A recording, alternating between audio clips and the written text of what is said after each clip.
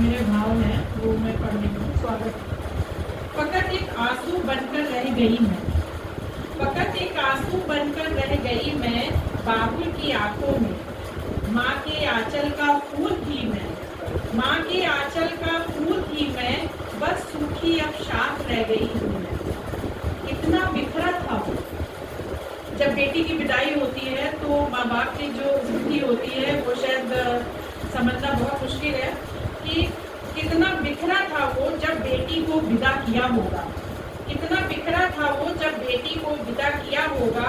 ऐसा हश्र होगा ये नहीं जानता होगा, ऐसा हश्र होगा ये नहीं जानता होगा। तेरे आंगन की सोन चिड़ैया बाबुल, तेरे आंगन की सोन चिड़ैया बाबुल, हो गई अब आसमान का तारा मैं। माँ के आंचल का फूल थी बस सूखी शाख रह गई मैं। आंसुओं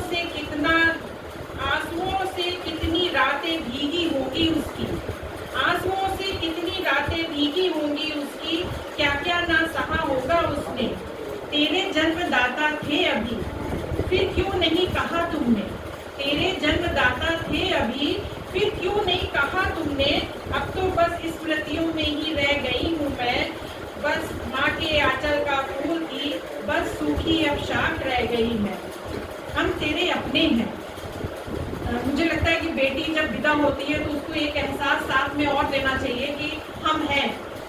वैसे तो एडजस्ट सबको करना पड़ता है, लेकिन अगर कोई कमी हो या कोई दुख हो तो हम हैं अभी। माँ बाप को ये सांत्वना बेटी को साथ में देनी चाहिए।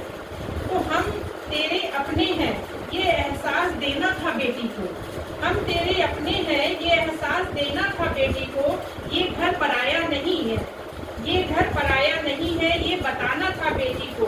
कहाँ चूक हो गई, कहाँ चूक हो गई, क्यों नहीं खोला दिल के सांकल तुमने। सांसों की माला को तोड़ना ही उचित जाना तुमने। जीवन के अंतिम पड़ाव को भी बस यूं ही पार कर गई मैं।